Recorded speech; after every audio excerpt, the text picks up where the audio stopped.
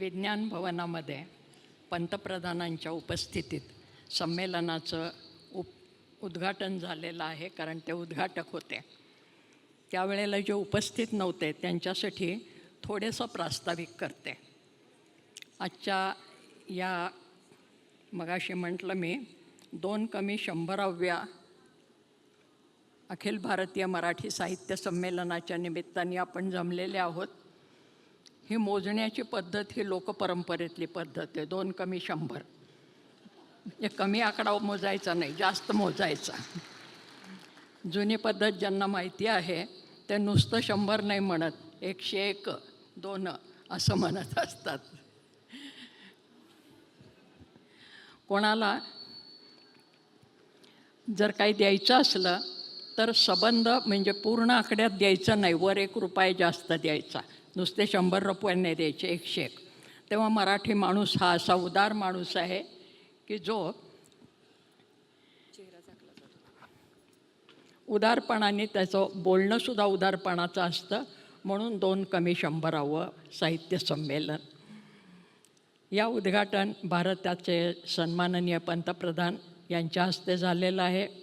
स्वागताध्यक्ष महाराष्ट्राचे जाणते नेते सन्माननीय शरदचंद्रजी पवार, जे आत्ता वर बसलेले नसून समोर मुद्दाम बसलेले आहेत, कारण त्यांना त्रास होतो आहे म्हणून.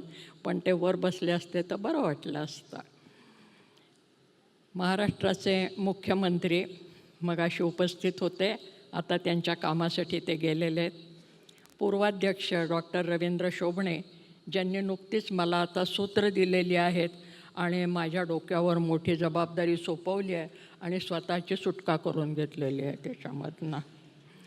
या सगळ्या संमेलनाचे साक्षेपी संयोजक संजय नहारजी आणि त्यांचे सहकारी, विविध विचारधारांचे राजनीतिज्ञ. राजनीतिज्ञ हा शब्द मी जाणीवपूर्वक वापरते. राजकारणी या शब्दापेक्षा राजनीतिज्ञ हा शब्द मला जास्त अन्वर्थक वाटतो.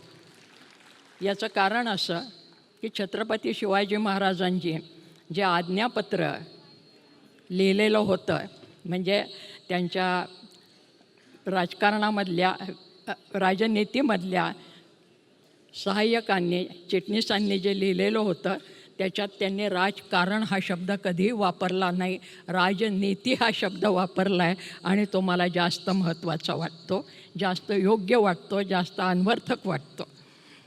आणि रामचंद्र पंत अमात्यांच्याकडे त्यांचं कर्तृत्व जातं. या उपक्रमात सहभागी होणारे निरनिराळे वक्ते असणारे, तिथून पुढे परिसंवादात सामील होणारे वक्ते असणार आहेत, कवी असणार आहेत, निरनिराळे कलावंत असणार आहेत, आमच्या भागामधनं आलेले लोककलावंत असणार आहेत. आणि या सगळ्यांना मी पहिल्यांदा अभिवादन करते. आपण सगळे श्रोते त्यांच्याबद्दल कृतज्ञता व्यक्त करते आणि माझ्या आत्ताच्या निवेदनाला सुरुवात करते.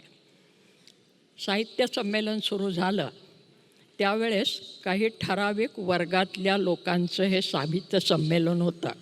वर्ग हा शब्द मी अर्थशास्त्रीय परिभाषेमधला वापरते आहे की एका विशिष्ट वर्गातल्या लोकांनी, एका स्तरातल्या लोकांनी संमेलन केलं होतं आणि महात्मा ज्योतिबा फुल्यांच्यासारख्या माणसांनी त्याला म्हणलेलं होतं, हे घालमोड्या दादांचं संमेलन आहे. घालमोडे दादा हा पुन्हा बोलीभाषेतला शब्द, की हे तथाकथित उच्चवर्गीयांचं संमेलन आहे आणि आमच्यासारख्या सामान्य माणसांना, श्रमकऱ्यांना त्याच्यामध्ये स्थान आहे की नाही याची शंका यावी. आणि म्हणून एका अर्थाने घालमोडे दादा म्हणून ज्योतिबा फुल्यांनी त्या संमेलनावर टीका केलेली होती. लोकमताची परिभाषा त्यांनी वापरलेली होती. आज व्याप्ती विस्तारते आहे बरीचशी. इंग्रजोत्तर काळामध्ये आपल्याकडे एक असा समज झालेला आहे. मी अभिजात भाषेकडे येते आणि त्याचीही पार्श्वभूमी आहे थोडी, की शहाणं सुशिक्षित कोणाला म्हणायचं तर ज्याला लिहिता वाचता येतो ते शिक्षित. आणि शिक्षित माणसं केव्हा व्हायला लागली विशेषतः बायका आणि श्रमकरी वर्गातले लोक. तर इंग्रजोत्तर काळात ज्यावेळेला सार्वजनिक शाळा निर्माण झाल्या, महाविद्यालयं निर्माण झाली, तेव्हापासून माणसं शिकायला लागली, श्रमकरी वर्गातली आणि स्त्रिया. तोपर्यंत सगळे अडाणी होते असा एक समज आहे. आजही जर कोणी शाळेत बेळेत जात नसतील आणि विशेषतः बायका शिकलेल्या नसतील, औपचारिक शिक्षण घेतलेल्या नसतील, तर अडाणी आहेत असं म्हणतात.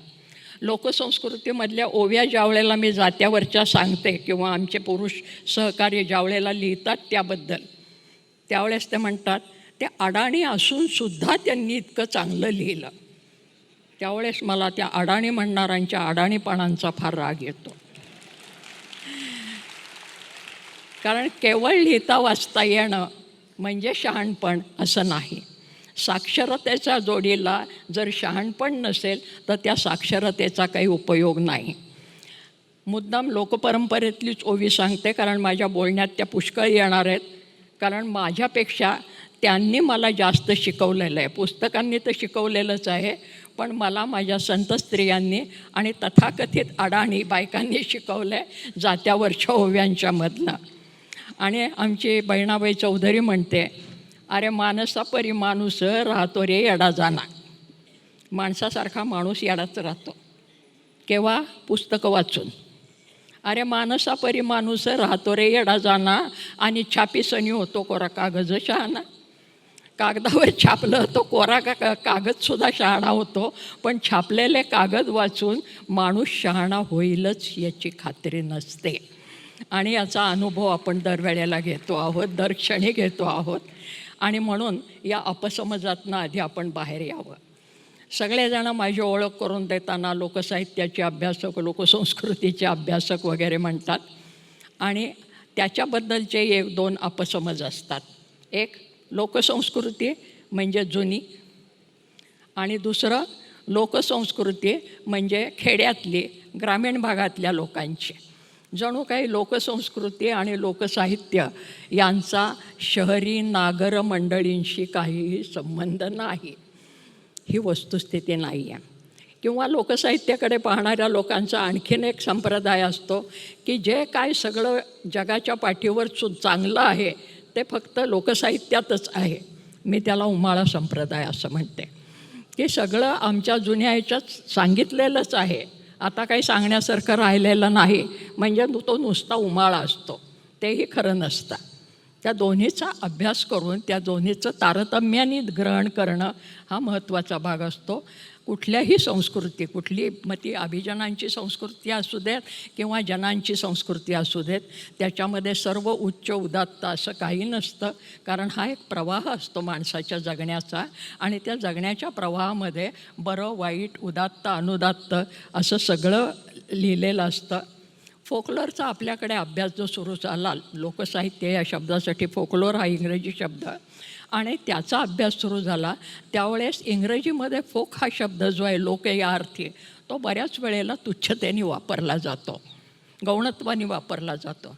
त्याच्या उलट आपल्याकडे म्हणजे भारतामध्ये निरनिराळ्या भाषांच्यामध्ये लोक हा शब्द एक तर पहिले बहुवचनीय आहे, एक लोक नाही, लोकांचा समूह. आणि त्या लोकांनी निर्माण केलेलं साहित्य म्हणजे समूहाने निर्माण केलेलं साहित्य. याचा अर्थ समूह एकत्र बसला आहे आणि त्यांनी शब्द सांगितला आहे तर साहित्य निर्माण झाले असं नाही. तर समूह मानसशास्त्र असं सांगतं की कलेक्टिव्ह अनकॉन्शियस, नकळत समाज मनामध्ये जे दडपलेलं असतं त्याचा आविष्कार करणारं एकजण कोणीतरी असतं भाषाप्रभू असलेलं. परंतु ती भावना जी असते ती त्या समूहाची भावना असते.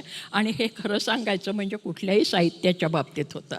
एखादी कविता उचलली जाते, कादंबरी उचलली जाते, त्यावेळेस बाकीचे लोक म्हणतात अरे आम्हाला हेच म्हणायचं होतं, फक्त आम्हाला या शब्दात नाही म्हणता आलं.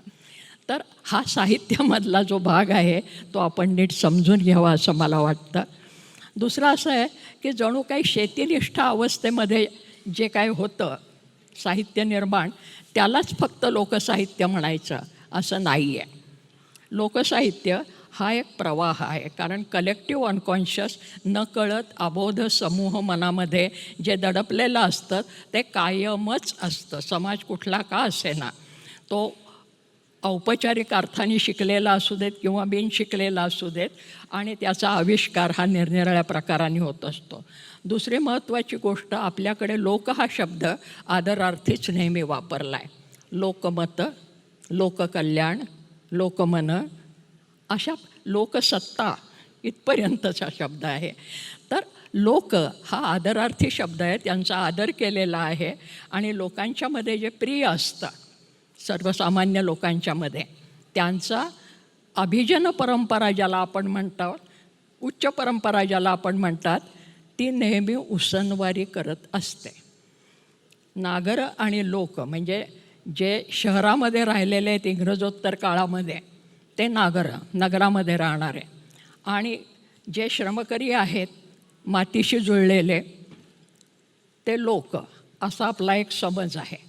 परंतु गंमत अशी आहे की लोकपरंपरेमध्ये जे चाललेलं आहे आणि ते जर लोकप्रिय व्हायला लागलं तर अभिजनांच्या मधली मंडळी त्याची उचलेगिरी करतात आणि तो त्यात स्वीकार करत असतात. तो स्वीकार करत असताना तो 2 पद्धतीने स्वीकार केला जातो. पहिली गोष्ट तर त्याला तुच्छ लेखायचं आणि बाजूला टाकायचं, आणि तसं जर तो गप्प बसला तर बरं आहे. नाही गप्प बसला म्हणजे साम दाम दंड भेद अशा ज्या काही राजनीतीमधल्या गोष्टी असतात, सामोपचारांनी बाजूला सारायचा प्रयत्न करायचा. नाही झाला आणि तरी तो खंबीरपणे तो समाजामधला गट उभा राहायला लागला तर मग शिक्षा करायची, त्याला पेडायचं, त्रास द्यायचा, उपद्रव द्यायचा, अशा गोष्टी बऱ्याच वेळेला होतात. आणि आपल्या समाजामध्ये, एखाद्या जातीमध्ये आणि विशेषतः देवदेवतांच्यामध्ये याची पुष्कळ उदाहरणं सापडतात. उदाहरणं द्यायला लागले तर फार वेळ होईल, तरी मी एखादं उदाहरण देईन. आणि मग तरीही नाही ऐकलं तर मग त्याचा स्वीकार करायचा आणि मग तो आमच्यातलाच कसा आहे हे सांगायचं. याचं अलीकडच्या काळातलं खूप मोठं उदाहरण म्हणजे गौतम बुद्धाचा 9वा अवतार म्हणून केलेला स्वीकार. कारण गौतम बुद्ध ज्या वेळेला अडचणीचे व्हायला लागले आणि यज्ञसंस्थेमधल्या हिंसेला विरोध करायला लागले, त्यावेळेला यज्ञसंस्थेच्या पुरस्कर्त्यांना नेहमी त्रास व्हायला लागला. म्हणून पहिल्यांदा त्याला बाजूला टाकण्याचा प्रयत्न केला.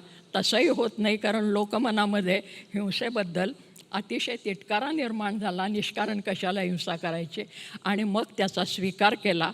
नुसता स्वीकार केला नाही तर 10 अवतारामध्ये त्याला 9वा अवतार करून टाकला. बुद्धाची अनुयायी मंडळी आज विचारतात प्रश्न, त्याचं उत्तर अजून कोणाला देता येत नाही, की आमच्या सगळ्या 10 अवतारांचे देव आहेत ते कुठे ना कुठेतरी असतात मूर्तीमध्ये, याच्यामध्ये. तर बुद्धाचा कुठल्या तरी देवघरामध्ये अशी स्थापना झालेली दिसते का? जे बुद्धाचे अनुयायी आहेत त्यांच्या घरामध्ये मूर्ती असते, पण आमच्या घरात गणपती असतो, राम असतो, सरस्वती असते, अन्नपूर्णा असते, अगदी खंडोबा बिरोबासुद्धा असतात, यमाई जानाई जोखाईचे सुद्धा टाक केलेले असतात. ज्यांना देवता मंडळ माहिती आहे, देवघर माहिती आहे, त्यांच्या लक्षात येईल. परंतु बुद्धाची मूर्ती आमच्या देवळामध्ये, आमच्या देवाऱ्यामध्ये बसवली आहे असं काही दिसत नाही. तर हे जे गौणत्व आहे, हे गौणत्व त्या परंपरेमध्ये असं चालत आलेलं असतं.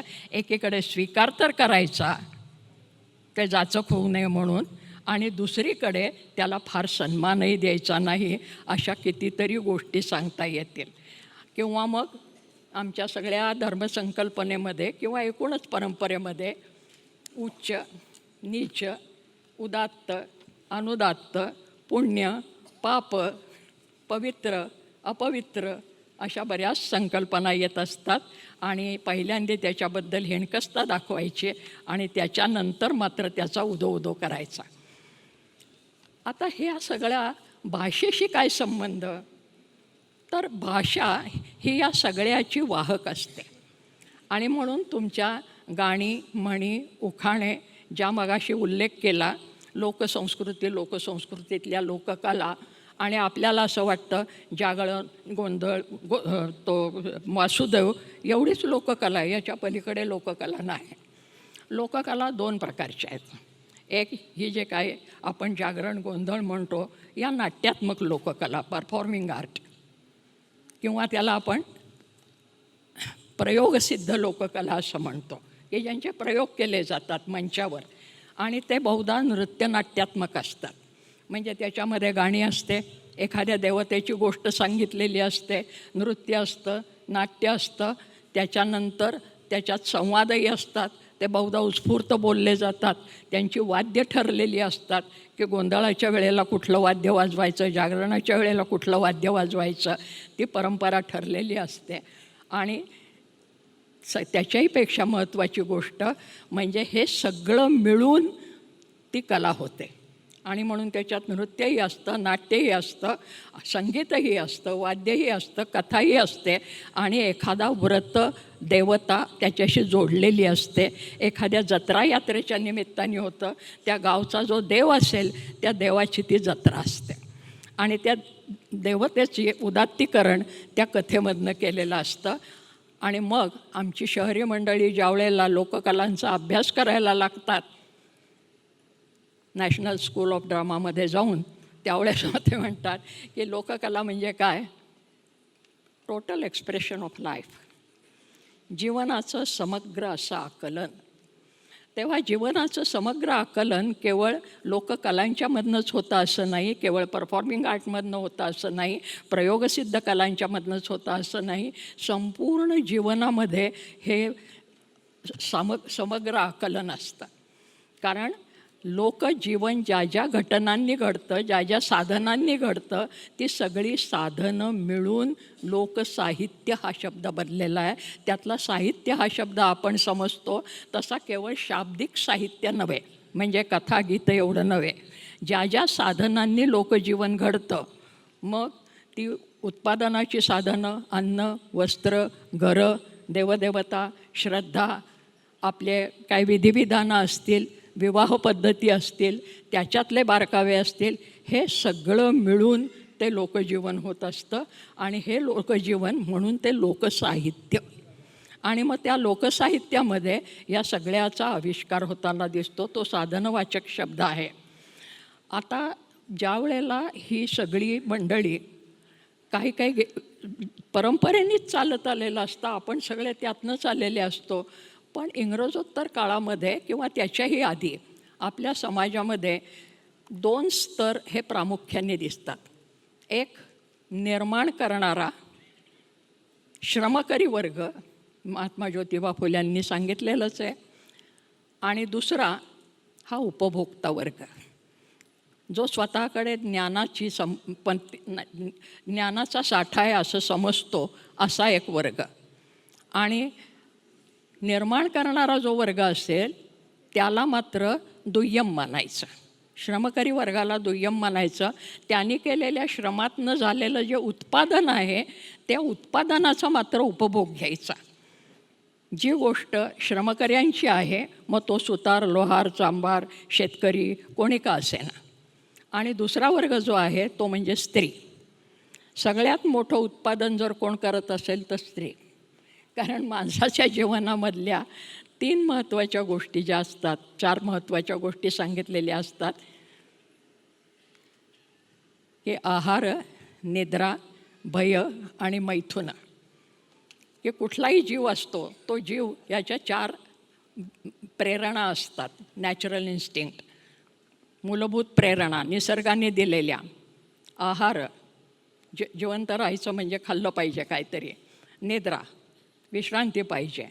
भय, हेही जन्मतःच भय आहे. त्या अमक्याचं भय, तमक्याचं भय, त्याचा पुढे मग आपण विश्लेषण करू शकतो. पण भय ही भावना ही प्राणिमात्रामध्ये सगळीकडे आहे. आणि मैथुन, मैथुन म्हणल्यावर आपल्या डोळ्यासमोर फक्त जर येलो पिक्चर आलं तर पंचायत होईल. वंश सातत्य, कुठल्याही जीवाला आपला वंश टिकावा ही एक प्रेरणा असते. आणि त्या प्रेरणेतून स्त्री पुरुष नातेसंबंध, नरनारी नातेसंबंध, नरमादी नातेसंबंध हे निर्माण होत असतात. आणि त्याच्यातला जो नारी हा घटक असतो, माणसाच्या जीवनामध्ये स्त्री हा घटक असतो, तो स्त्री हा घटक कायम दुय्यम मानायचा आणि त्याच्यासाठी तिचा उपयोग तर करून घ्यायचा. म्हणजे तिच्या ठायी अपत्य जन्माला तर आलं पाहिजे, पण त्या जन्माला आलेल्या अपत्याचं नाव मात्र तिचं लागत नाही. जन्माला घालणाऱ्या आईचं नाव नाही लागत. एकेकाळी पुराण काळामध्ये होती म्हणे कधीतरी कल्पना की सुमित्रेचा मुलगा सौमित्र वगैरे म्हणून, परंतु नाव लागतं बापाचं. त्या मुलीचं लग्न झालं की लगेच तिचं नाव बदलतं, आडनाव बदलतं, कुळं बदलतं, गोत्र बदलतं. याचा आपण कधी विचार केला का? हे असं का होतं?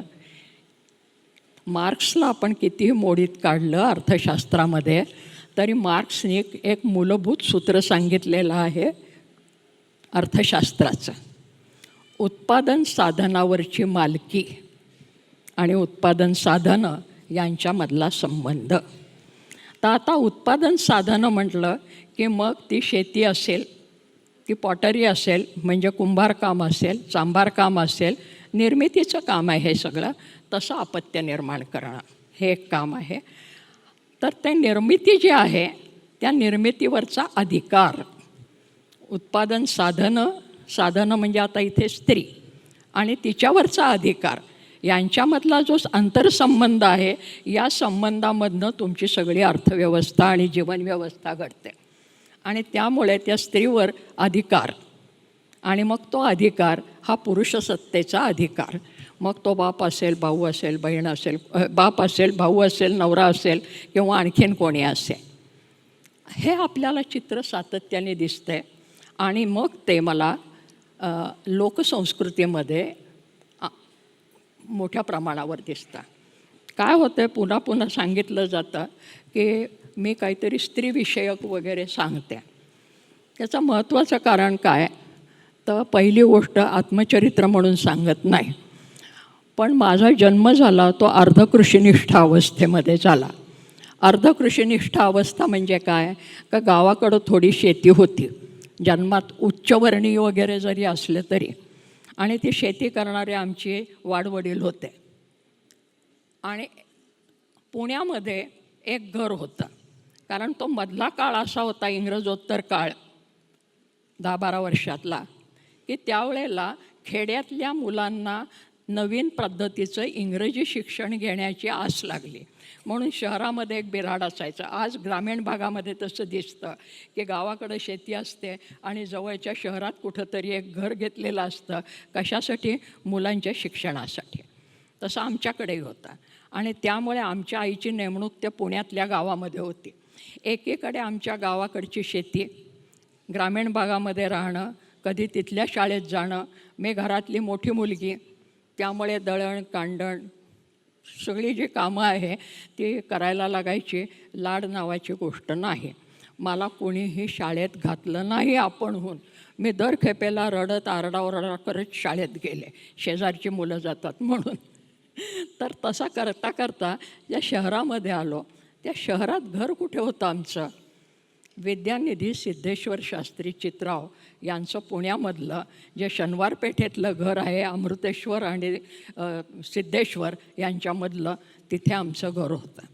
म्हणजे एकीकडे शास्त्री पंडितांच्या घरामध्ये मी होते आणि चित्राव शास्त्रींचे आणि आमचे काही कौटुंबिक संबंध होते. मी त्या कुटुंबातली लहान मुलगी आणि त्यामुळे अगदी लहानपणापासून त्या शास्त्री मंडळींच्या घरामधल्या संस्काराचा पगडाही एकीकडे होता. मंदिराचा वेढा होता, त्यामुळे त्या मंदिरात भजनं, कीर्तनं, प्रवचनं हे कायम चालायचं. मोकळा आवार होतं, त्यामुळे लग्नकार्य निरनिराळ्या जाती जमातींची असायचे.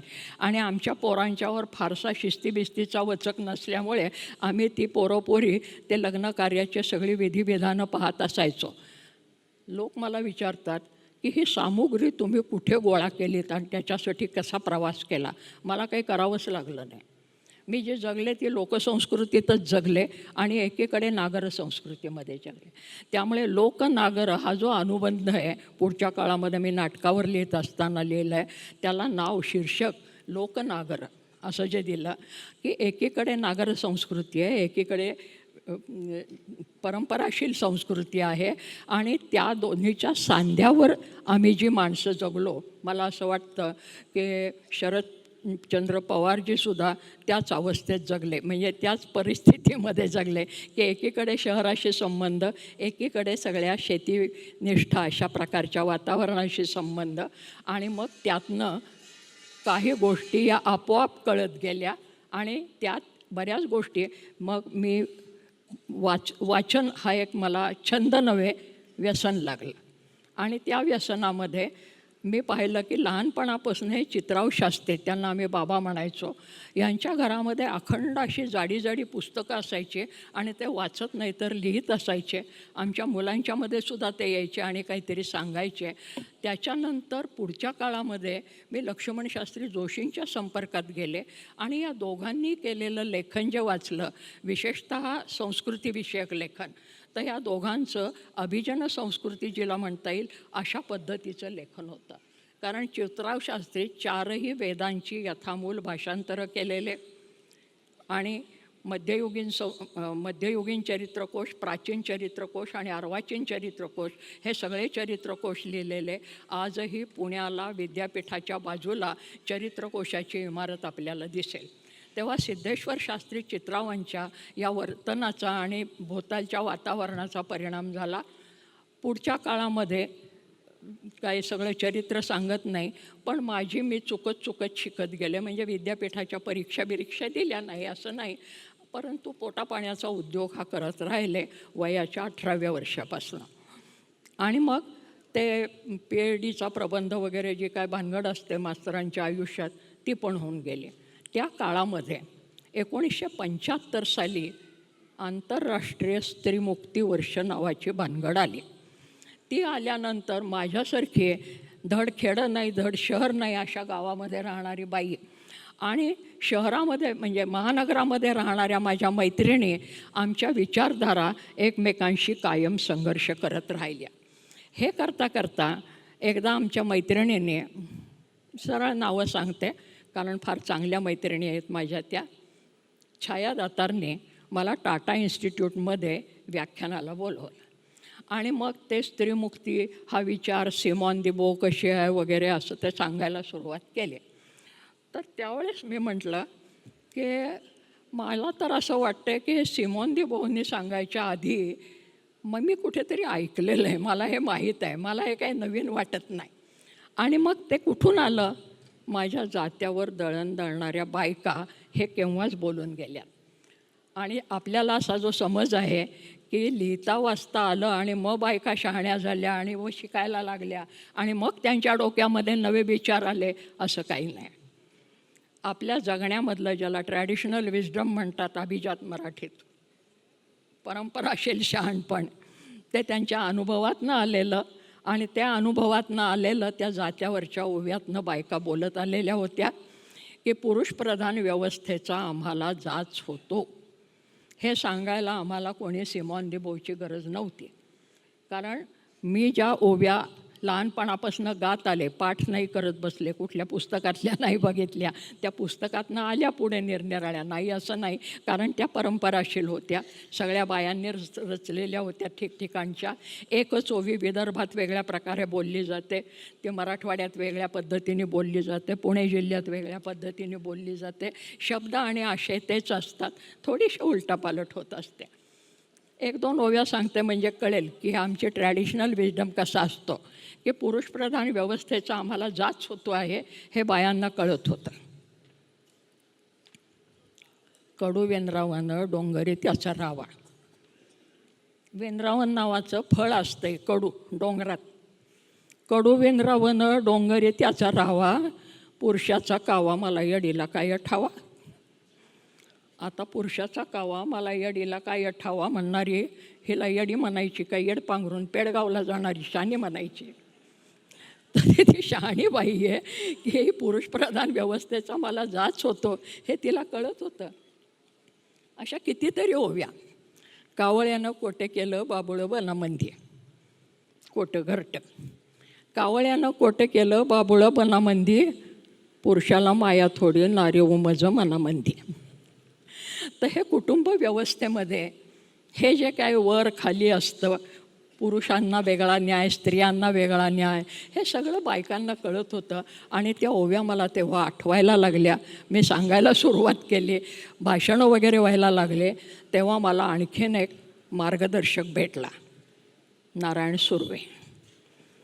नारायण सुर्वे मला भेटले आणि मग नारायण सुर्व्यांची कविता वाचताना जेव्हा लक्षात आलं की ते म्हणले, मला कामगारांच्या मोर्चामध्ये मार्कस बाबा पहिल्यांदा भेटला. मार्कस बाबा, मार्क्स, की श्रमकरी व्यवस्थांच्या श्रमकरी व्यवस्थेचं अपहरण कसं होतं हे सांगणारा मार्क्स. उत्पादन साधना आणि त्याच्यावरची मालकी हे तत्त्वज्ञान त्यांनी सांगायला सुरुवात केली. त्यामुळे लोकसंस्कृती आणि लोकसंस्कृतीतले जे घटक आहेत ते काळानुसार आपल्याला बदलताना दिसतात, काळानुसार अर्थ व्यक्त करताना आपल्याला दिसतात. पुढच्या काळात असं दिसतं की कामगार संघटना आला मोठ्या प्रमाणावर, आणि या कामगार संघटनांच्यावर मी स्वतंत्रपणे लिहिलेलंच आहे. 2-3 वर्षापूर्वी कामगार साहित्य संमेलन झालेलं होतं आणि त्या संमेलनाचं सगळं माझं भाषण प्रसिद्ध आहे. तर त्या कामगार संघटनेमध्ये सगळ्या लोकसंस्कृतीमधल्या गीतांचा, कथांचा अतिशय प्रभावी उपयोग करून घेतला आहे. आणि तो फक्त जात्यावरच्या ओव्यांनी नाही, तर आमच्या शाहिरांनी. सगळे जे डाव्या विचारसरणीचे शाहीर आहेत ते मुंबईला मोठ्या प्रमाणावर मोर्चामध्ये, ज्याला आपण करमणुकीचे कार्यक्रम म्हणू, कलापथकं म्हणू, त्याच्यामधनं करत आले. फार कशाला स्वातंत्र्यपूर्व काळात कलापथक ज्याला म्हणतात, त्या कलापथकांतमधनं पुन्हा लोकपरंपरेतलीच गाणी किंवा त्या शैलीमध्ये रचलेली गाणी, म्हणजे सदानंद वर्दे आणि त्यांच्या सौभाग्यवती या मी शाळेत असताना त्या अशा प्रकारचे खेळ करत असत. खेळच म्हणायचे त्याला.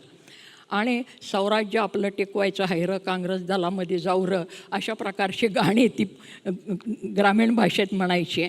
किंवा बिजली नाचेल गगनात, वादळ होईल जोसात, अशी गाणं आमचे बापट सर रचायचे आणि ती रचली जायची, यांना माहिती आहे.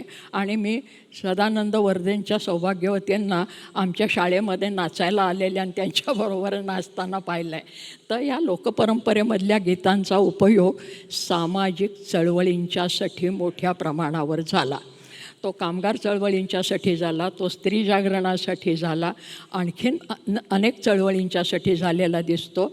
फार कशाला, ही जात्यावर दळण दळणारी बाई ही इतकी सजग होते की ज्यावेळेला नेहरू, गांधी, टिळक यांच्या चळवळी चाललेल्या होत्या स्वराज्याच्या, किंवा टिळकांनी त्यावेळेला आणखीन एक मंत्र दिलेला होता, स्वावलंबन. तर स्वराज्याचा मंत्र लोकमान्य देते, मिळेल तेणे मुक्ती जनलोका, असं जात्यावर दळण दळणारी बाई म्हणायला लागली. गांधी आणि नेहरूंच्यावर बायकांनी गाणी रचली, कविता रचल्या, म्हणजे ओव्याच रचल्या आणि दळताना म्हणायला लागल्या, गांधी माझा सखा ग ओवी त्याला गाईन, ओव्या गाऊ कौतुक तू येर बाईटला, जवार माझ्या धीराचा वीर तो छातीचा, जवाहरलाल नेहरू, जवार माझ्या धीराचा वीर तो छातीचा, काटाकाडी सोजिराचा ये रे बाईटला. अशा प्रकारच्या ओव्या जात्यावर दळण दळणारी बाई ही राजकीय दृष्ट्या जागरूक होत होती. आणि महात्मा गांधीवरच्या ओव्या तर इतक्या सुंदर आहेत. गांधी हा गारुडी वाजवी तो पुंगी, तेणे येईल गुंगी इंग्रजाला. ज्याला परंपराशील शहाणपण म्हणतात, भोवतालच्या वातावरणातनं आलेलं, हे आमच्या लोकपरंपरेतल्या स्त्रियांच्याकडे आणि पुरुषांच्याकडे मोठ्या प्रमाणावर होतं. त्यामुळे कामगार चळवळीमधली अनेक मंडळी ही तुम्हाला पुढे लेखन करायला लागलेली दिसतात. कामगार संघटनेतनं आलेली, म्हणजे आता नारायण सुर्व्यांच्यासारखा माणूस 2-4 इयत्तासुद्धा शिकला असेल किंवा नसेल, परंतु त्यांच्या कविता आमच्याकडे BAला नेमेला अजूनही नेमलेल्या असतात असं आपल्याला दिसतं. असे कितीतरी लेखक कवी हे त्या काळात होऊन गेले. आमचे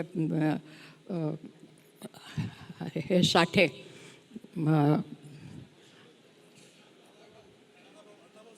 अण्णाभाऊ साठे, काय त्यांच्या कमानी समोर राहते, पण अण्णाभाऊ लक्षात, म्हणजे नाव नाही लक्षात येत, कमान लक्षात येते. अण्णाभाऊ साठे, अण्णाभाऊ साठ्यांची त्या रचना खूप मोठ्या प्रमाणावर आहेत तिथे.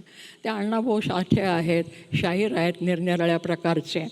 आणि त्याच्यातून लोकसंस्कृतीच्याकडे पाहण्याचा दृष्टिकोन की ही एका ठिकाणी थिजलेली अशी गोष्ट नाही आहे, ती प्रवाही आहे, काळाबरोबर वाहती आहे, बदलती आहे. आणि त्याच्यातल्या काही गोष्टी बदलतात, काही गोष्टी गळून जातात, काही चालीरीती रूढी गळून जातात आणि काही कायम शिल्लक राहतात. नद्यांना पवित्र मानणं किंवा अमक्या पर्वावर त्या नदीचं स्नान करणं. आत्ता काही दिवसापूर्वी आमच्या सांगलीला आणि वाईला कृष्णामाईचा उत्सव झाला, नाशिकला गोदामाईचा उत्सव होता. त्या गावामध्ये जी नदी असेल त्या नदीबद्दल आपुलकी, प्रेम उत्सवाच्या रूपाने माणसं आजही साजरी करताना आपल्याला दिसतात. समुद्राचा उत्सव होत असतो किंवा नारळी पौर्णिमेला, आणि तिथे 2 प्रकारची माणसं तो उत्सव करतात. एक मासेमारी करणारी मंडळी आणि समुद्रकाठी राहणारी मंडळी, ती तर आगरी मंडळी ही मोठ्या प्रमाणामध्ये हा उत्सव करतात. आणि मुंबईत सुद्धा तो होतो. दहीहंडी वगैरे नावाच्या भानगडी काळानुसार काही थोडेफार बदल होतात, परंतु मूळ जे आहे ते मूळ संपत नाही. समाजशास्त्राचा अभ्यास करणारे आणि मानववंशशास्त्राचा अभ्यास करणारी मंडळी सांगतात की समाजशास्त्रामध्ये आणि मानववंशशास्त्रामध्ये माणसाच्या जन्मापासून त्याच्यामध्ये जी परिवर्तन होत आली ती प्रकृतीने परिवर्तनं केली, काही प्रकृतीला धरून राहिली आणि काही सत्ता आणि मत्ताधाऱ्यांनी जाणीवपूर्वक प्रयत्न करण्याचा घाट घातला आणि तसेही प्रयत्न झाले. म्हणजे मगाशी म्हटलं तसं एखाद्या देवतेचं उन्नयन करणं किंवा एखाद्या देवतेला बाजूला टाकणं. देवतेला बाजूला टाकणं म्हणजे काय? त्या देवतेच्या उपासकांना बाजूला टाकणं. देवता काहीच करत नाही आणि देवता आपणहून येत नाही. आमच्या पुढच्या कवींनी तर सांगितलेलंच आहे, केशवसुतांनी, देवदानवा नरे निर्मिले. देवांनाही माणसानीच निर्माण केलं आणि राक्षसांनाही माणसानीच निर्माण केलं. ते कुठनं निर्माण केलं? स्वतःच्या अनुभवावरनं. कारण माणसांच्यामध्येच काही सज्जन माणसं असतात देवासारखी आणि काही दुर्जन माणसंही असतात. म्हणून आमच्या देवतांच्यामध्ये सुद्धा 2 प्रकारच्या देवताच दिसतात, म्हणजे स्त्री देवता पण आणि पुरुष देवता पण. एक अतिशय सौम्य आणि उदार अशा असतात आणि दुसरा उग्र आणि संतापी देवता असतात. आणि मग आमच्याकडच्या बायका काय व्रत वैकल्य वगैरे करत असताना आजही ग्रॅज्युएट, डबल ग्रॅज्युएट झालेल्या काय श्रावणात काय पोथ्या पुराणं करतात, सवाष्णी जेवायला घालतात, पूजा करतात आणि मग सांगतात त्या अमक्या देवतेची सवाष्ण घातली नाही ना म्हणून हे असं झालं, त्या अमक्या देवतेची पूजा केली नाही ना म्हणून असं झालं. म्हणजे जी उग्र देवता असते तिला शांत करायचं असलं तर मग काहीतरी द्यायचं तिला आणि मग तिच्या नावाने कुठल्या तरी व्यक्तीला दानदक्षिणा करायची. हा प्रकार आजतागायत चालू आहे. आदिम माणूस ते वेगळ्या पद्धतीने करत होता. आज आम्ही तथाकथित सुसंस्कृत आणि सुशिक्षित म्हणवणारे लोक तेच करत असतो. तत्त्व तेच असतं, तपशील बदलतो बऱ्याच वेळेला. त्यामुळे लोकसंस्कृतीमध्ये संपूर्ण काही नाहीसं होत नाही. आणि हे मी सांगते म्हणून नाही, आमच्या मानववंशशास्त्रज्ञांनी सांगितलेलं आहे ते. म्हणून ती आदिमपासून आजपर्यंत एक प्रवाह दिसतो. हा फक्त आमच्या लोकाचारातच दिसतो का? वेद हे आमचं सगळ्यात जुनं आणि परिष्कृत वाङ्मय समजलं जातं. आणि मुद्दाम मी 2 व्यक्तींचा उल्लेख केला, चित्राव शास्त्री आणि लक्ष्मण शास्त्री जोशी. चित्राव शास्त्रींच्या वाड्यामध्ये माझं लहानपण गेलं नाकळत्या वयातलं, आणि लक्ष्मण शास्त्री जोशी कळत्या वयामध्ये माझ्या आयुष्यात आले किंवा मी त्यांच्या आयुष्यात गेले. विश्वकोशाचं काम चाललेलं होतं, 20-21 खंड झाले आणि त्याच्यानंतर पुढच्या खंडांची रचना करत असताना त्यांनी लोकसाहित्य हा विषय त्याच्यासाठी घेतला. आणि ते इतकं सगळं मोठा पसारा असतो त्या विश्वकोशाचा की एकटी व्यक्ती संपूर्ण करत नाही, तर निरनिराळ्या क्षेत्रातल्या तज्ज्ञ मंडळींना त्या विभागाचं संपादन करायला लावतात आणि लिहायला लावतात. तसं त्या लोकसंस्कृतीचा विषय घेतल्यानंतर त्यांचं लक्ष्मण शास्त्री जोशींचं त्यांच्या सहीचं पत्र मला आलं की या विभागाचं संपादन तुम्ही करावं, अतिथी संपादक म्हणून आम्ही तुम्हाला निमंत्रित करतो आहे. वाईचा जो जुना वाडा जिथे लक्ष्मण शास्त्री राहत होते, कोणाला जर ती रचना माहीत असेल तर त्या वाड्यामध्ये त्यांच्या खोली शेजारच्या खोलीमध्ये ते माझी निवास व्यवस्था करत असत. कारण आत्ताच्यापेक्षा मी 40-45 वर्षांनी तरुण होते तेव्हा, म्हणून तर त्यामुळे या मुलीला आपण जपलं पाहिजे इथं आल्यानंतर असं त्यांना वाटायचं. शेजारच्या मातीचा वाडा होता जुन्या पद्धतीचा, मध्ये चौक, मग ती ओसरी बिसरी आणि मग खोल्या असायच्या त्या शेजारच्या खोलीत. त्यांचा मुलगा तिथे राहायचा, आता सध्या अनिल जो आहे तो बघतो. सोनबाई तिथे होते आणि ते पाहताना ते आपल्या मुलाला आणि सुनेला सांगायचे, ह्या मुलीला काय हवं असलं तर जास्त कमी द्या, तिचं अंथरूण पांघरून नीट आहे का पहा, तिला जेवणाखाण्याची व्यवस्था नीट होते का, आणि सगळ्यात महत्त्वाची सूचना शास्त्रीबुवांची असायची, तिला स्नान करायला त्या सार्वजनिक मोरीमध्ये जाऊ देऊ नका, तिला आपल्या घरात बोलवा. एकीकडे विश्वकोशाचं एवढं मोठं काम करणारा हा माणूस, जगाच्या पाठीवरचं जुनं नवं साहित्य पालथा घातलेला माणूस, मार्क्सचा आणि लेनिनचा अभ्यास करणारा हा माणूस, संस्कृतपासून इंग्रजीपर्यंत अनेक भाषांच्यावर प्रभुत्व असलेला हा माणूस, जुन्यातलं टाकाऊ काय आणि टिकाऊ काय हे शोधणारा माणूस, देवता निर्माण होत असताना त्याच्यामधल्या उपद्रवकारक आणि सौम्य देवता यांचं विश्लेषण करणारा माणूस, कुठलाही धर्म निर्माण होत असताना तो आपोआप निर्माण होत नाही, तो भौतिक गरजेतनं निर्माण होतो. त्या जीवनातल्या भौतिक गरजेतनं धर्म निर्माण होतो. मग त्याला आम्ही मोक्षाभिक्षाची काही पुटं चिकटवतो. परंतु आम्ही देवाजवळ मागताना काय मागत असतो, हे दे ते दे ते दे ते दे, म्हणजे भौतिक जीवनासाठी आम्ही मागत असतो. हे आपण नेहमी बघत असतो. या सगळ्याचं विश्लेषण करणारे लक्ष्मण शास्त्री एकीकडे, आणि एकीकडे वैयक्तिक जीवनामध्ये अतिशय रुजू असलेले आणि अतिशय उदार असलेले अशा बऱ्याच गोष्टी आपल्याला सांगता येतील. आणि मग आमचे सगळे संत, जशी एकीकडे लोकपरंपरा, त्या लोकपरंपरेमधनं बऱ्याच गोष्टी अभिजन परंपरेने उचललेल्या आहेत. तर त्या वेदांच्यामध्ये काही ऋचा, मी वेद ते सगळे भाषांतरातनं वाचले, म्हणजे लक्ष्मण शास्त्रींचे लेखन वाचलेलं आहे कारण ते तर आहेच माझ्याकडे, परंतु चित्राव शास्त्रींचं लेखन वेदांचं प्रामुख्याने वाचलं. त्या काहीवर मी लिहिलेलं आहे. त्यातल्या काही ऋचा अशा आहेत, काही ऋचांचा समूह असा आहे की लोकपरंपरेमध्ये जे काय आहे ते त्याच्यामध्ये आहे. अथर्ववेदाची ज्यावेळेला प्रस्तावना त्यांनी लिहिली चित्राव शास्त्रींनी, त्यावेळेस त्यांनी लिहिलं आहे, अथर्ववेद हे जगाच्या पाठीवरचं पहिलं लोकसाहित्य आहे. त्या वेदामध्ये तुम्हाला आजही दिसेल. असं त्यांनी का म्हटलं तिथे, कारण त्याच्यामध्ये लोकपरंपरेमध्ये असलेले उतारे पातारे, टोणे टोणके, म्हणजे ज्याला आपण काळी जादू हल्लीच्या भाषेत म्हणतो, black magic and white magic, त्या सगळ्याचं विश्लेषण त्यांनी त्याच्यात केलेलं आहे. आणि असे बरेच तोडगे त्याच्यामध्ये लिहिलेले आहेत, सूक्त लिहिलेली आहेत. कारण वेदांच्यामध्ये त्याला सूक्त म्हणतात, श्लोक नाही म्हणत. त्या सूक्तांच्यामध्ये काही सूक्त इतके मजेशीर आहेत की काही विचारता सोय नाही. कारण आम्ही अभिजनांच्या काही मंडळींनी असं एक वातावरण निर्माण केलं आहे की वेदांच्या काळामध्ये सगळं उच्च उदात्त होतं, स्त्रियांना फार मोठं स्वातंत्र्य होतं आणि माणसं फार उदार होती वगैरे. असं जर असेल तर मग मला त्या ऋग्वेदात आणि तेच सूक्त पुनरुक्त झालेलं अथर्ववेदात का सापडतं? सूक्ताचं नाव आहे सपत्नी नाशन सूक्त.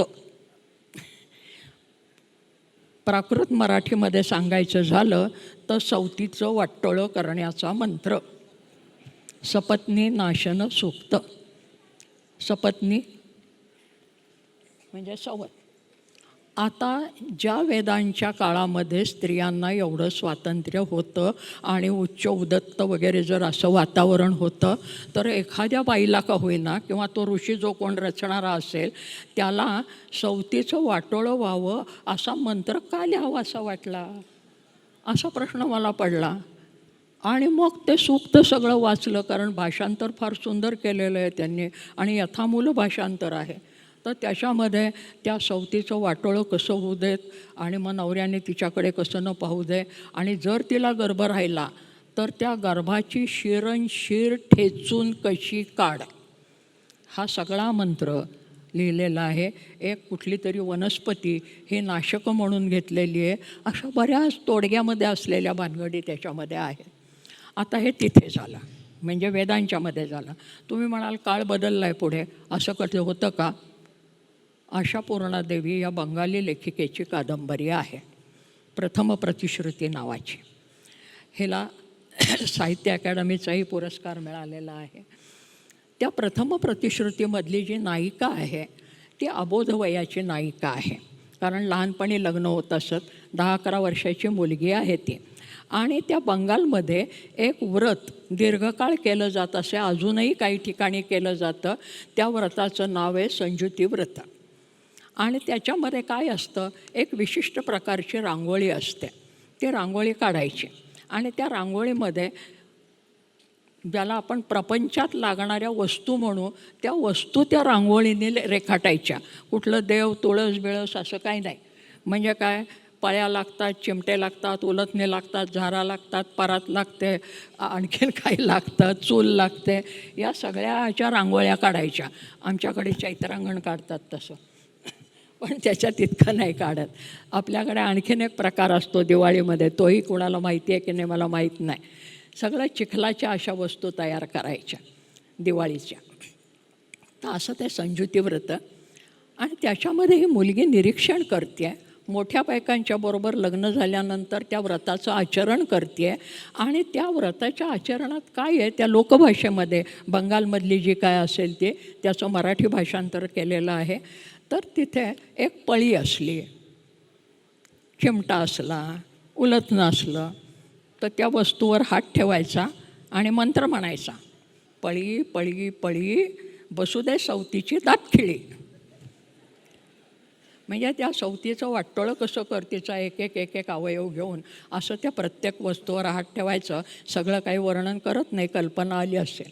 मग आता वेदांच्या मधला हा मंत्र सपत्नीनाशन सूक्त. आणि ही बाई मध्ययुगामध्ये जे व्रत करते आहे त्या व्रताचा आशय की सवत आहे आणि त्या सवतीमुळे त्या बाईला त्रास होतो आहे, हे मुख्य सूत्र. ते काही बदलत नाही आहे, तपशील बदलतो, तत्त्व कायमच राहतं ते. आणि मग पुढे जात्यावर दळण दळणाऱ्या माझ्या बाया त्या ओळ म्हणतात की सवतीवर लेख कोण देतो, सवतीवर लग्न करून देताना ते काय लव्ह मॅरेज करून करत नाही जुन्या परंपरेमध्ये. ते आत्ता होत असेल कदाचित. तर ते होतं काय तिथे, तर बायका जात्यावर दळता दळता त्यांचा अनुभव व्यक्त करत असतात. कारण त्या म्हणतात गाण्याच्या नादात तुला वडीते दगडा. त्या गाण्याच्या नादात ती लोकते. जात्या तू इसवरा नको मला जड जाऊ, सयाच्या दुधाचा बाया पाहताता अनुभव. तेव्हा माझ्या आईच्या दुधाचा अनुभव आहे, माझ्या माऊलीचं दूध माझ्या मनगटी खेळत. आणि असं ती म्हणते. आणि ते म्हणता म्हणता ओवी म्हणते की लग्न केलं बापाने, सवतीवर लेक दिली जशी साखरेची गोणी. सवतीवर लेक दिली जशी साखरेची गोणी, बाप ऐकून झाले वाणी.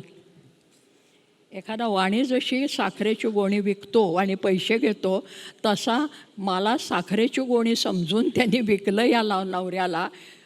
आणि मला तो पैसे घेऊन मोकळा झाला. तो जणू काही वाणी झाला, व्यापारी झाला सवतीवर देऊन. म्हणून सवतीवर लेक दिली जशी साखरेची गोणी, बाप ऐकून झाले वाणी. आणि अशा प्रकारच्या अनेक ओव्या दिसतात. एकीकडे ते वेदातला मंत्र, दुसरीकडे हे मध्ययुगातलं व्रत, आणि तिसरीकडे शेती संस्कृतीमधल्या बाईची ओवी. हा संबंध प्रवास जर आपण पाहिला सामाजिकदृष्ट्या, तर स्त्रीच्या स्थानामध्ये काहीही बदल झालेला नाही. तपशील बदलला, तत्त्व कायम राहिलं त्याच्यामध्ये. आणि अशा कितीतरी गोष्टी आपल्याला दिसतात. मग भाषाही काळानुसार बदलत जाते असंही आपल्याला दिसतं. तर सांगायचं तात्पर्य, लोकसंस्कृती ही जुनी आहे, फक्त ग्रामीण आहे, फक्त शेती व्यवस्थेतली आहे असं नाही. ती सतत चालू असते आणि तुमच्या माझ्या जीवनात आजतागायत चालू आहे. नाहीतर कुंभमेळ्याला एवढी गर्दी झाली नसते. आमच्या कृष्णामाईच्या उत्सवाला जशी गर्दी होते त्याची मोठी आवृत्ती आहे ती, असं म्हणूयात आपण फार तर. तर ती मोठी आवृत्ती आहे, ही लहान आवृत्ती असते. आता आमच्या नाशिकला जर 12 वर्षांनी कुंभमेळा होतो आणि तिथे काय काय होतं याचं वर्णन आमच्या कुसुमाग्रजांनीच करून ठेवलेलं आहे एका कवितेमध्ये, की त्याच्यामध्ये ज्या अपप्रवृत्ती आहेत त्या अपप्रवृत्ती आजतागायत आपल्याला दिसतात. आणि म्हणून अभिजात भाषेचा दर्जा मराठीला मिळाला, याचा आनंद आपण मराठी लोकांनी साजरा केला. सगळ्यांना जसा आनंद झाला तसा एक मराठी भाषक म्हणून मलाही आनंद झाला. कारण कुठलाही शासकीय दर्जा मिळाला की काही फायदे होत असतात. आम्हाला मराठी लोकांना त्यामुळे काही आर्थिक फायदे होण्याची शक्यता आहे. कारण काही आमच्यासाठी काही कोश राखीव ठेवलेला असेल आणि त्या कोशामधनं आम्हा मराठी माणसांच्या भाषेचा विकास व्हावा म्हणून काही करायला पाहिजे, अशी आमची अपेक्षा आहे मराठी भाषक म्हणून. काय काय अपेक्षा आहेत आमच्या? तर पहिली गोष्ट, मराठी भाषा शिक्षणातून कमी कमी होत चाललेली आहे. रवींद्र शोभणे हा नुसता आरोप नाही, आकडेवारी माझ्याकडे आहे. तेव्हा शिक्षणातनं मराठी भाषा कमी होत चालली आहे. ती केवळ पालक इंग्रजी शाळेत मुलांना घालतात म्हणून नव्हे, तर मराठी शाळा बंद पडत आहेत, त्यांच्या जागा विक्रीला निघता आहेत. ही गोष्ट मुंबईसारख्या ठिकाणी घडते आहे आणि सांगलीसारख्या ठिकाणी घडते आहे. ज्या मराठी शाळा म्हणजे मराठी माध्यमाच्या शाळा या खाजगी आहेत, त्यांना सगळ्यांना अनुदान वेळेवर मिळत नाही, शिक्षकांना सगळ्या पगार वेळेवर मिळत नाहीत. त्यामुळे मग तिकडे गुणवान शिक्षक यायला नको म्हणतात. तर मराठीचा दर्जा कमी व्हायला एकीकडे पालक जबाबदार निश्चितपणे आहेत, पण दुसरीकडे ही व्यवस्थाही जबाबदार नाही आहे का? कारण आम्ही जे शिकलो म्हणजे आमची पिढी, आम्ही म्हणजे मी व्यक्तिशः नाही, तर मला असं वाटतं रवींद्र शोभणेंच्या काळातही ते असेल की आम्ही नगरपालिकेच्या शाळात, म्युन्सिपाल्टीच्या शाळात, गावात जी कमी फीची शाळा असेल किंवा शक्यतो मोफत शाळा असेल तर त्या शाळेमध्ये आम्ही शिकलो. आणि आता फी भरूनसुद्धा मुलांना शाळा चांगली मिळत नाही, कारण त्यांना आर्थिक तरतूद पुरेशी नाही, जागा नीट नाहीत त्यांच्यासाठी, पाण्याची सोय नाही, मुलांना शारीरिक विधीसाठी मुलींच्या शाळातनं सोय नाही, अशा कितीतरी गोष्टी आहेत.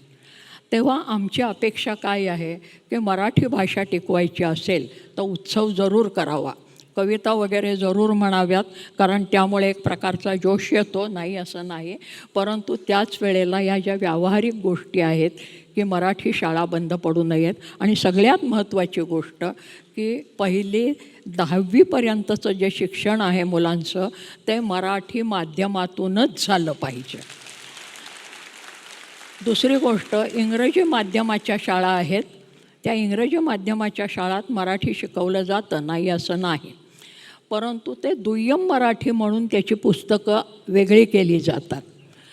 तर आमची मराठी मुलं ज्या शाळेमध्ये शिकत असतील तर त्या शाळेमधल्या मुलांना उच्च मराठीचीच पुस्तकं शिकवली पाहिजेत इंग्रजी माध्यमाच्या शाळेतल्या. आणि हे मी शिक्षण क्षेत्रात 45 वर्ष सक्रिय काम केल्यानंतर आणि आजही शिक्षण क्षेत्राशी संबंध असल्यामुळे सांगते आहे. कारण मला रीतसर रिटायर्ड होऊनही 25 वर्ष झालेली आहेत, म्हणजे साठीबुद्धी नाठी होऊनसुद्धा. पण आजही माझा शिक्षकांशी संबंध आहे, शाळांशी संबंध आहे, शिक्षण व्यवस्थेशी संबंध आहे, आणि त्याच्यातनं मला ह्या बातम्या मिळता आहेत कुठल्याही बाबतीत. महाविद्यालयांच्यामधनं जे शिकवलं जातं त्याच्यातनं मराठी विषयाला फारसे विद्यार्थी नाहीत, आणि म्हणून आमचे MA PhD झालेले, MPhil वगैरे झालेले मास्तरसुद्धा बेकार पडलेत, किंवा ते क्लॉक आवर बेसिसवर तासिका तत्वावर शिकवतात. आणि ग्रामीण अर्धग्रामीण भागामध्ये ही अतिशय वाईट परिस्थिती आहे. शहरामध्ये काय आहे मला माहिती नाही. तर आमची मागणी अशी आहे म्हणजे मराठी जनांची की मराठी माध्यमातून शिक्षण व्हावं.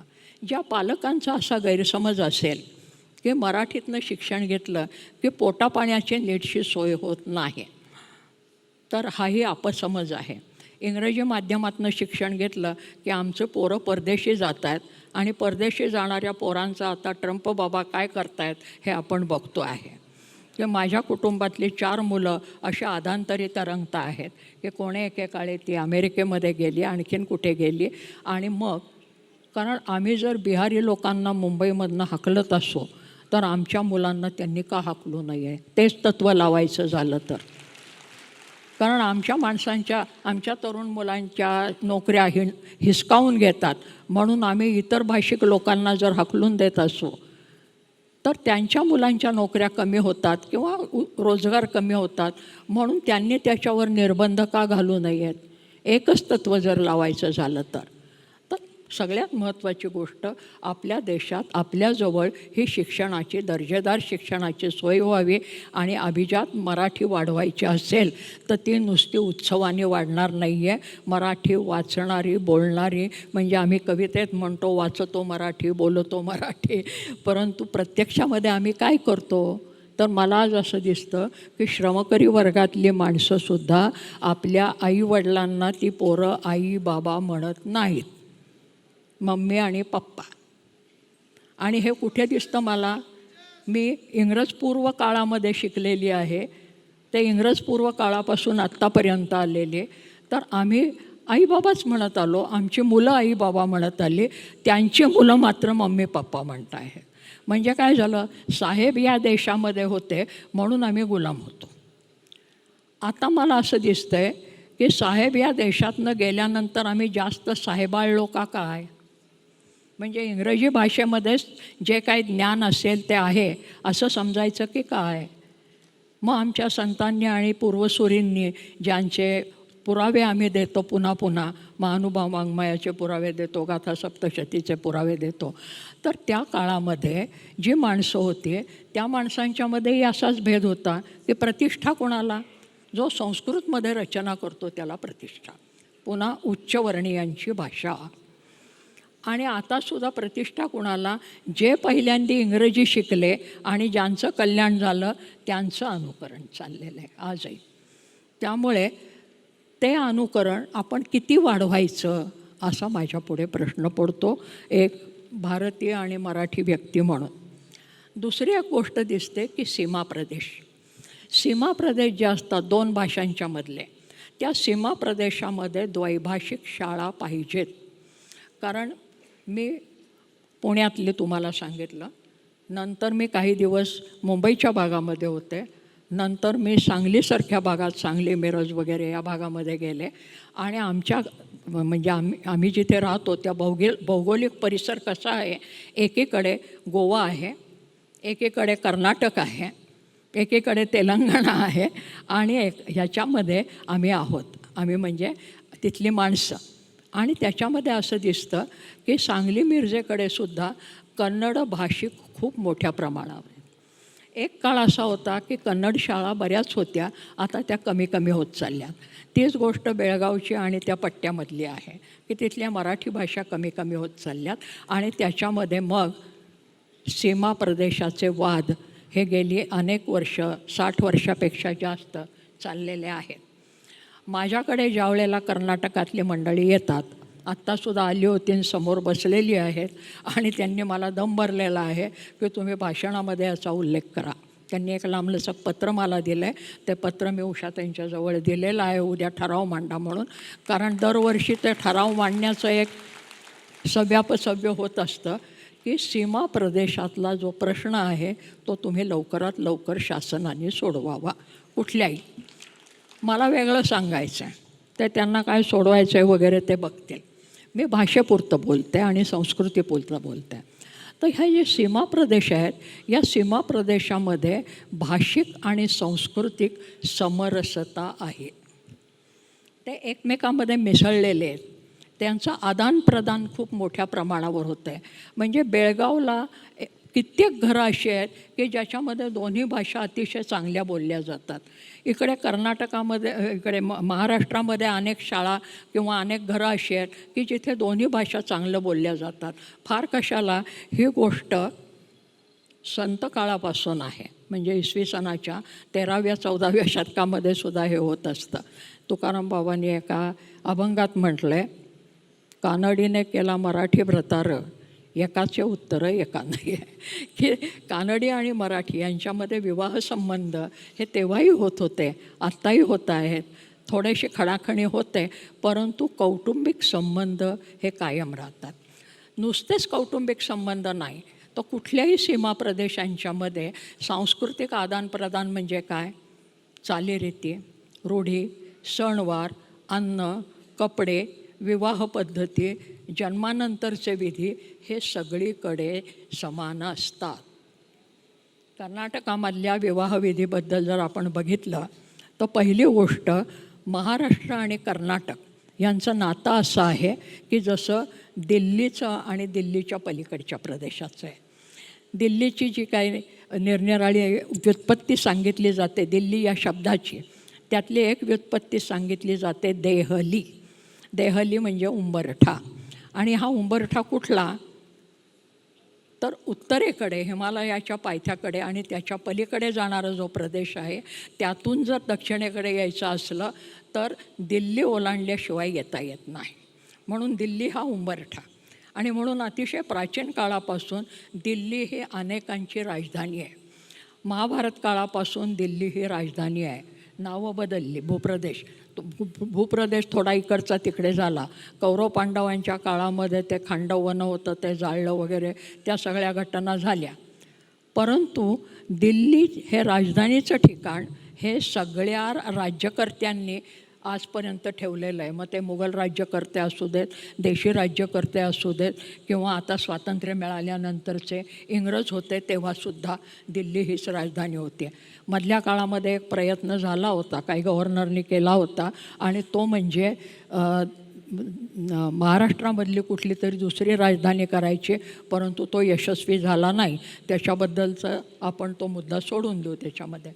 तर या कर्नाटक आणि महाराष्ट्र सीमा प्रदेशामध्ये लग्नाचे विधी हे पुष्कळ परस्परांशी जुळलेले आहेत. वस्त्र, आपण मराठी माणसं संस्कृती म्हटलं की सांस्कृतिक कार्यक्रम म्हटलं की पहिल्यांदा आमच्या बायका काय करतात तर नऊवारी लुगडी, नाकामध्ये नथ आणि गळ्यामध्ये तो कोल्हापुरी साज, म्हणजे झाली महाराष्ट्राची संस्कृती पोशाखामध्ये आलेली. तर हे नऊवारी लुगडं नावाची जी गोष्ट आहे, कासोटा घालणं, आपल्या संबंध ह्याच्यात त्या साडी या प्रकारावर माझा एक खूप मोठा प्रबंध आहे, तो सोडून देऊ आपण. पण साडीचे प्रकार किती आणि कसे, तर त्यातला महाराष्ट्र हा भाग असा आहे की जो उत्तरेकडचा आर्यभाषिक प्रदेश आणि दक्षिणेकडचा द्रविड भाषिक प्रदेश याच्या तळ्यात मळ्यात एक एक पाय टाकून उभा असल्यासारखा आहे. आणि म्हणून दोन्हीचं अभिसरण आपल्याला या प्रदेशामध्ये झालेलं दिसतं. तर त्यातली एक सकच्छ साडी, सकच्छ म्हणजे नऊवारी कासोटा वगैरे घालून नेसलेली, त्याला सकच्छ म्हणायचं.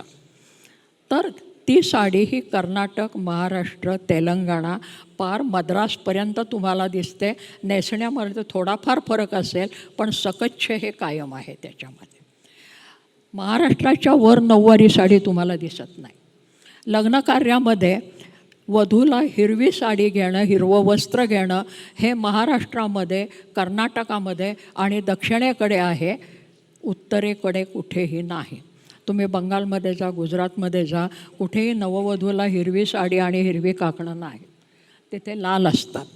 बंगालमध्ये गेल्यावर तर ते लाल काठाचीच साडी असते तिथे. अशा बारीक बारीक गोष्टी दिसायला आपल्याला दिसतात.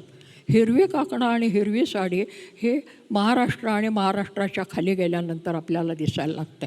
सगळ्यात महत्त्वाची गोष्ट, मंगळसूत्र म्हटलं की आपल्याकडे सौभाग्याचं गौरीशंकर होतं.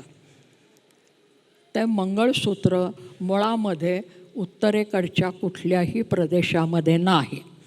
आता सिनेमा पाहून आणि ते काय सिरियलमध्ये पाहून वगैरे ते मंगळसूत्र सगळीकडे झालेलं आहे. परंतु दक्षिणेकडे महाराष्ट्र आणि कर्नाटकामध्ये त्याला तालीबंधन असा शब्द आहे परंपरेमधला. तर त्या मंगळसूत्राच्या ज्या वाट्या असतात त्याचे आकार थोडेसे वेगळे असतात. हे सगळं मी बघितलेलं आहे म्हणून तुम्हाला सांगते आहे हां. कारण कर्नाटकामध्ये माझा खूप मोठा पसारा आहे मित्रमैत्रिणींचा. तर ते तालीबंधन, इथे महाराष्ट्रामध्ये मंगळसूत्र हे फक्त दक्षिणेकडे जातानाच आहे विवाहामध्ये. सगळ्यात महत्त्वाची गोष्ट, हळद नावाचा जो विधी आहे की ज्याच्या आता सिरियलमध्ये आणि चित्रपटामध्ये फार मोठा पसारा दाखवला जातो, तो हळद नावाचा विधी भारतामध्ये सर्वत्र आहे. आता हे कसं आलं याचा आम्ही कुठे विचार करणार आहोत की नाही? सांस्कृतिकदृष्ट्या, अँथ्रोपॉलॉजिकली, मानववंशशास्त्रदृष्ट्या आदिवासींच्यापासून, कोरकू जमातींच्यापासून उच्चवर्णीयांच्यापर्यंत भटक्या विमुक्त जमाती फार कशाला, धर्मांतर झालेल्या जाती म्हणजे ख्रिश्चन धर्मांतर झालेली माणसं महाराष्ट्रात खूप आहेत, इस्लाम धर्मांतर झालेली माणसं खूप आहेत आणि त्यांच्यामध्ये हळद हा विधी आहे, आजतागायत चाललेला असतो. कारण मला लहानपणापासून हे ख्रिश्चन आणि इस्लाम मित्रमैत्रिणी खूप भेटले. आता शहरामध्ये राहणाऱ्या किती मुलामुलींना लहानपणापासून इतक्या विविध गोष्टी पाहायला मिळतात किंवा जवळ असतात मला माहिती नाही. त्यामुळे त्या जाती जमातींच्यामध्ये काय काय चालतं हे लहानपणापासून अनुभवलेला. मी शाळेत असताना कल्याणला 2 इस्लाम मुली होत्या आणि त्या लग्न होऊन आल्यानंतर आम्हाला कुतूहल की त्या इस्लाम मुलींच्या कशा असतील त्या. काही नाही, हिरव्या साड्या नेसलेल्या, हिरवी काकणं घातलेल्या, फक्त कपाळाला कुंकू नव्हतं आणि गळ्यामध्ये डोरलंसुद्धा बांधलेलं, म्हणजे काळ्या मण्याची पोत ही सुद्धा घातलेली. हे इस्लाममध्ये आजही आहे. मिरजेला आमच्या इस्लाम वस्ती खूप मोठ्या प्रमाणावर आहे आणि आजही आहे. त्यांच्या घरामध्ये कुंकवाचा करंडा असतो, पण ते कुंकू कपाळाला लावत नाहीत. आपल्याकडे कोणी आल्या त्या बायका किंवा आपण त्यांच्याकडे गेलो तर त्या करंडा पुढे ठेवतात आणि म्हणतात तुमच्या हाताने तुम्ही लावून घ्या, परंपराशील बायका. आणि आपल्या घरामध्ये त्या आल्या आणि आपण लावायला गेलो तर त्या कपाळाला लावून घेत नाहीत, इथे कंठाला लावून घेतात, पण त्या हळद कुंकू नाकारत नाहीत. या ठिकाणी मी कोणाचा गौरव करत नाही. संस्कृतीचं आदानप्रदान कसं होतं आणि धर्मांतर झालं तरी संस्कृत्यांतर होत नाही सीमा प्रदेशामध्ये. हे आपल्याला ख्रिश्चनमध्येही दिसतं. ख्रिश्चनची उदाहरणं आहेत. मी माझ्या लेखी भाषणामध्ये सगळे बारकावे आणि सगळी उदाहरणं लिहिली आहेत. म्हणजे आपला कृष्णजन्म असतो तसा देखावा आमच्या मिरजेच्या ख्रिश्चन कुटुंबांच्यामधनं होत होता परवापर्यंत, की गोठ्यामध्ये त्याचा जन्म झाला, कारण त्या मेरीला बाळणपणाला चांगलं स्थान मिळालं नाही. त्यामुळे धर्मांतर आणि संस्कृत्यांतर याच्यातलं अंतर आपण कुठे समजून घेणार की नाही. त्याच्या पुढची गोष्ट साहित्य. आमची ख्रिश्चन मैत्रीण आपल्याला सगळ्यांना माहिती आहे, त्या इथे आलेलीही असेल आज, सिसिलिया कार्वालो. तिचं पुस्तक आहे हिंदोळा नावाचं. त्या पुस्तकाला माझी प्रस्तावना आहे सुरुवातीची. ती ख्रिश्चन धर्मांतरित, तिचे वाडवडील झालेले, त्यांचं मूळ जे आहे ते वाडवळ नावाच्या एका आदिवासी जमातीमध्ये आहे. ती वाडवळ जमात पहिल्यांदा ख्रिश्चन झाली आणि मग ही सगळी पुढची मंडळी ही ख्रिश्चन म्हणून यायला लागली. त्याच्यामध्ये ज्या चालीरीती आहेत, रूढी आहेत, गाणी आहेत, परंपरा आहेत, त्या सगळ्या तिने त्या पुस्तकामध्ये दिलेल्या आहेत. आणि मग त्या तुमच्या माझ्या घरामध्ये असलेल्या महाराष्ट्रातल्या बहुजन समाजातल्या घरापेक्षा वेगळ्या नाहीत. त्याच्यानंतर अनुपमा उजगरे, ही तुम्हाला माहिती आहे सगळ्यांना. ही अनुपमा उजगरेंनी ख्रिस्ती बायकांच्या जात्यावरच्या ओव्या लिहिलेल्या आहेत, जमा केल्या. त्याला ते पाठराखण केली आहे. ते पुस्तक जर तुम्ही पाहिलं तर आपल्या खेड्यामध्ये गाणाऱ्या बायका ज्या आहेत त्यांच्यापेक्षा वेगळ्या ओव्या नाहीत, तशाच आहेत, आशय तसाच. फक्त आमच्याकडे विठ्ठल जर आला ओवीमध्ये तर त्यांच्याकडे येशू येतो, एवढाच फरक. पण ओवीची धाटणी आणि रचना ही त्याच प्रकारची असते. तेव्हा धर्मांतर आणखीन संस्कृत्यांतर याच्यामधला फरक. दुसरी गोष्ट अशी की ज्या वेळेला परकीय लोक आमच्याकडे आले जुन्या काळापासून, ते पहिल्यांदी आपली भाषा शिकले, स्थानिक भाषा शिकले. म्हणजे ते कुठल्याही उद्देशाने येऊ देत, व्यापाराच्या उद्देशाने येऊ देत, धर्मांतराच्या उद्देशाने येऊ देत, परंतु ते आधी लोकभाषा शिकले. गोव्यामध्ये ज्या वेळेला पोर्तुगीज आले आणि त्या पोर्तुगीजांच्यापैकी फादर स्टीफन्सन होता. त्या फादर स्टीफन्सन मराठी शिकला कारण त्याला धर्मांतरं करायची होते. आणि पण त्यांनी काय केलं तर ती मराठी भाषा तिथली शिकून लोकांच्या पोटात शिरण्याचा प्रयत्न केला गोडी गुलाबीने. आणि मग ज्ञानेश्वरांच्या पद्धतीची ओवी त्यांनी रचली. त्यांनी ख्रिस्तपुराण रचलं आणि त्या ख्रिस्तपुराणातल्या ओव्या ज्या आहेत ते ज्ञानेश्वरांच्या ओवीची आठवण व्हावी अशा ओव्या आहेत. जैसी पुष्पा माझी पुष्पमोहरी, की परिमळा माझी कस्तुरी, भाषा माझी साजिरी भाषा मराठी. तर अशा प्रकारच्या त्या ओव्या आहेत. दुसरं आपण लग्नामधल्या फार मोठं म्हणतो की मंगलाष्टका. आता हे मंगलाष्टका प्रकरण कुठनं आलं तर कोरकू जमात आहे आणि आदिवासी जमाती आहेत. त्या आमचे एक मित्र गोविंद गारे नावाचे आदिवासी आणि आदिवासी संस्था पुण्यामध्ये आहे मोठी, ते बाकीचं काही सांगत नाही. तर त्यांनी त्या आदिवासी बायकांची लग्नातली गाणी हे केली. आता त्या लग्नातल्या गाण्याला धवलेरी, ती लग्न लावणारी बाई असते, ती म्हातारी असते, त्या टोळीमधली सगळ्यात म्हातारी, तिला धवलेरी म्हणायचं. आम्हाला फक्त महानुभाव वाङ्मयातली ती महदंबा माहिती आहे शिक्षित लोकांना, परंतु मुळामधली ती आदिवासी जमातीमधली म्हातारी बाई लग्न लावते, ती पुरोहित असते आणि ती जी गाणी म्हणते तिच्या भाषेमध्ये त्याला मंत्रांची प्रतिष्ठा असते. दुसरे मंत्रबिंत्र काही नसतात. अलीकडे जरा शिकलेली मुलं भट ब्राह्मणाला बोलवायला लागली लग्न लावायला, परंतु मुळामध्ये ती धवलेरीची गाणी आहेत. आणि ती काय करते, सगळ्या जुन्या जमातींच्यामध्ये निसर्ग आणि मी म्हणजे निसर्ग आणि माणूस याच्यामधला आप्तसंबंध सगळीकडे जोडलेला असतो. तो गाण्यामध्ये असतो, कथेमध्ये असतो, चालीरीती रूढींच्यामध्ये असतो, असं आपल्याला अनेक ठिकाणी दिसतं. तर त्याच्यामध्ये त्या धवलेरीचं गाणं आहे, ती सगळ्या निसर्गतत्वांना देवता म्हणून हाक मारते आणि ती साधवते कशी, साध कशी घालते. रुखिया देवा साविध रेवा, नदिया देवा साविध रेवा, सागर देवा साविध रेवा, कणसी देवा साविध रेवा, सूर्या देवा साविध रेवा, शुभमंगल सावधान. हा जो स्वर आहे या स्वराचं मूळ त्या आदिवासीच्या धवलेरी गाण्यामध्ये आहे. माझा मुद्दा आदिम ते अद्यतन. आम्हाला चाली रीती रूढी धर्मांतरानंतरसुद्धा आमची ही संस्कृतीचा एक प्रवास असा चाललेला दिसतो आणि त्याच्यातलं तारतम्य आपण समजून घ्यावं. अभिजात मराठी मिळाल्यानंतर आमचा मराठी शिक्षणाचा प्रसार व्हावा. नंतर विद्यापीठांच्यामधनं सगळ्यात महत्त्वाची गोष्ट की विद्यापीठाच्या कुलगुरूंना स्वायत्तता मिळावी. विद्यापीठातले अनेक कुलगुरू हे माझे स्नेही आहेत आणि विद्यापीठामध्ये काय साजरं करावं आणि काय नाही याचे आदेश येतात आणि त्यानुसार आम्हाला ते दिवस साजरे करावे लागतात असं कुलगुरू सांगतात. आणि जुने कुलगुरू सांगतात की कुलगुरू हा अशासाठी नेमलेला असतो की तो शिक्षणाच्या क्षेत्रामध्ये जास्त शहाणा असतो आणि आपल्या सहकार्यांच्या मदतीने आपल्या विद्यापीठामध्ये काय करायचं ते ठरवत असतो. पण दिवसेंदिवस आमच्यावर ही बंधनं येत आहेत आणि शासकीय आदेशानुसार आम्हाला चालावं लागतं. मग कुलगुरू पदाला काही प्रतिष्ठाच राहत नाही. तर त्या कुलगुरूंना ही स्वायत्तता मिळावी. एक उदाहरण फक्त सांगते त्याच्यामध्ये की मी ज्या संस्थेमध्ये नोकरी करत होते त्या संस्थेचे जे संचालक मंडळ होतं ते सगळं गुजराती संचालक मंडळ होतं, व्यापारी लोक आहे ते अजूनही. आणि त्याच्यामध्ये एक संचालक मंडळातले गुजराती गृहस्थ आले आणि प्राचार्यांच्या खुर्चीमध्ये बसले.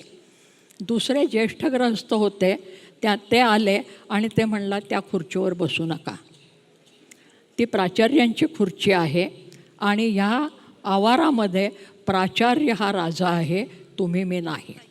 आपण संचालक मंडळामध्ये जरी असलो तरी त्या खुर्चीचा अधिकार आपल्याकडे नाही. संपवते आता. हा आदर्श आहे. आज तो लोपलेला आहे. आज कोणीही आलं, अगदी साधा नेता जरी आला तरी तो त्या शिक्षकाच्या खुर्चीत, प्राचार्यांच्या खुर्चीमध्ये बसतो आणि त्या संस्थेमध्ये जे स्वायत्तता पाहिजे कुठल्याही, मग ते प्राथमिक शिक्षक असू देत, माध्यमिक असू देत किंवा आणखीन कुठला असू देत, तर ते लोपतंय का काय अशा प्रकारची शंका यावी असं वातावरण सगळीकडे आपल्याला दिसतं. तेव्हा अभिजात मराठी झाली ही गोष्ट खरी आहे. शासकीय हुद्दा मिळाला त्याचा आनंद आहे, त्याच्यानंतर काही आर्थिक लाभ मिळतील त्याचाही आम्हाला आनंद आहे. आणि त्याच्यानंतर जर साहित्य संमेलनं करायची असतील मराठी, तर मराठी बोलणारी, लिहिणारी, वाचणारी, व्यवहार करणारी माणसं वाढायला पाहिजेत का नको? आणि त्याची आतुरता असलेली तरुण पिढी मला सगळीकडे दिसते आहे. म्हणजे आमच्या ग्रामीण भागात आणि सीमा प्रदेशामध्ये कर्नाटक, महाराष्ट्र आणि अगदी गुजरात, महाराष्ट्रसुद्धा या ठिकाणी प्रादेशिक साहित्य संमेलनं मोठ्या प्रमाणावर होत आहेत. म्हणजे महाराष्ट्र आणि कर्नाटक या सीमा प्रदेशात वर्षाकाठी 4 ते 5 संमेलनं होतात. आमच्या गावातनं सांगली परिसरामध्ये वर्षाकाठी 10 ते 15 साहित्य संमेलनं होतात निरनिराळ्या ठिकाणी. त्या त्या ठिकाणची मुलं मुली लिहित आहेत, आपली पुस्तकं प्रसिद्ध करत आहेत, तिथे लहान लहान प्रकाशक निर्माण होत आहेत. तेव्हा समाजातला तळातला एक वर्ग असा वर येतो आहे, याच्याकडे आमचं लक्ष आहे का नाही असा प्रश्न पडतो. तेव्हा या मंडळींना आम्ही प्रोत्साहन देण्यासाठी काय करणार आहोत आणि मग साहित्य संमेलनं कोणासाठी भरवणार असा प्रश्न निर्माण होईल.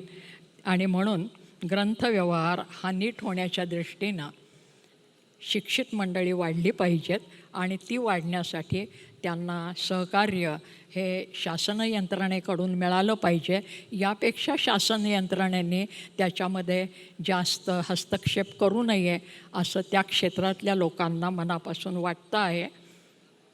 एकीकडे आम्ही असं सांगत असतो, आमचं भारतीयांचं ध्येय काय आहे? सगळ्या विश्वाला आम्ही एक करणार आहोत. आमच्या रवींद्रनाथ ठाकूरांनी सांगितलेलं आहे, त्यांनी शांतिनिकेतन स्थापन केलं तेव्हा, की शांतिनिकेतनचं ध्येय काय आहे? तर इथल्या विद्यार्थ्यांना विश्वैक नीडम, नीड म्हणजे घरटं, एखाद्या घरट्यामध्ये जसे सगळेजणं प्रेमाने आणि गुण्यागोविंदाने राहतात तसे संबंध विश्वामधले लोक राहावेत असं वाटत असेल तर त्यांना मुक्तता पाहिजे. मुक्तता म्हणजे स्वैराचार नव्हे वगैरे वगैरे सुभाषितं मला पाठ आहेत, त्याचं काही स्पष्टीकरण करत नाही. परंतु सर्वसामान्य माणसंही जबाबदारीने वागणारी असतात, त्यांच्या जबाबदारीवर विश्वास ठेवावा हे निश्चितपणे.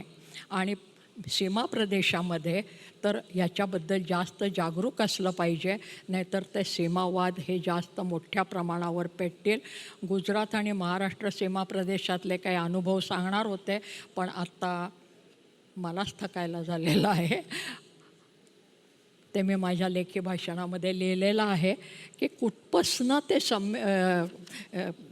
हे संस्कृती एकमेकामध्ये मिसळते.